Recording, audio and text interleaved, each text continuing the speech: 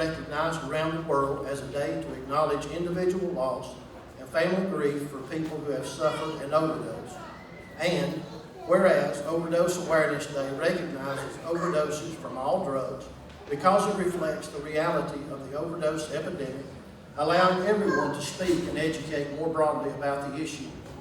And whereas Overdose Awareness Day hopes to publicly challenge the stigma associated with drug use and overdose.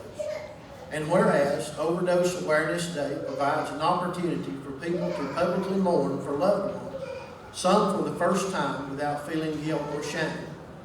Now therefore be it proclaimed that the McDowell County Board of Commissioners do hereby proclaim August 31st, 2023 as Overdose Awareness Day and encourage members of the community to support those affected by the overdose epidemic, adopted this day, the 21st of August, 2023.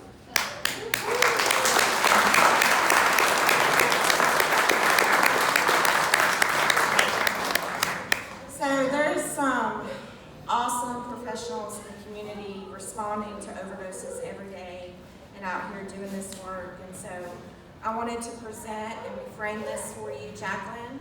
If you want to come up.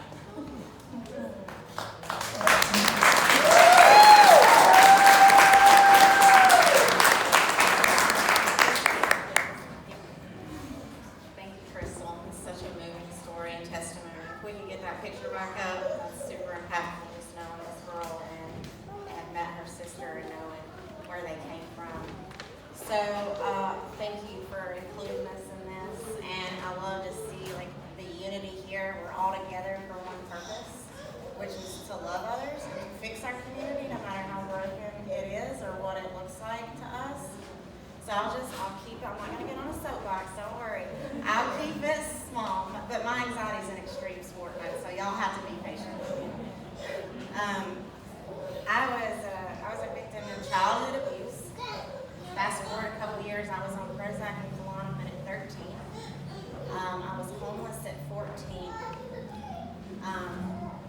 And I, of course, fast forward a few more years, I'm addicted to benzos, which is things like Klonopin and Xanax, and those things can be very dangerous, and I was very young, so I started taking them a lot, and I became addicted. And then I became addicted to just not feeling.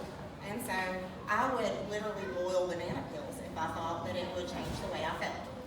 So for me, the mental illness and the trauma came first, and finding trauma therapy and finding healing in churches like EMBC where I was accepted, and being able to go to a sheriff's department and a police department and our commissioners and tell my story and them accept me and hear my voice and hear our voices. It's been a blessing, and we're here to help everyone here feel like they belong, that they are accepted, and that we're in this together. We need unity to fight this. It's trauma, it's sin, it's brokenness, it's whatever you want to call it. But we live here and our children are growing up here. So it's time we do something. I love each and every one of you. I love my community. I love the work I do, and I thank you for listening.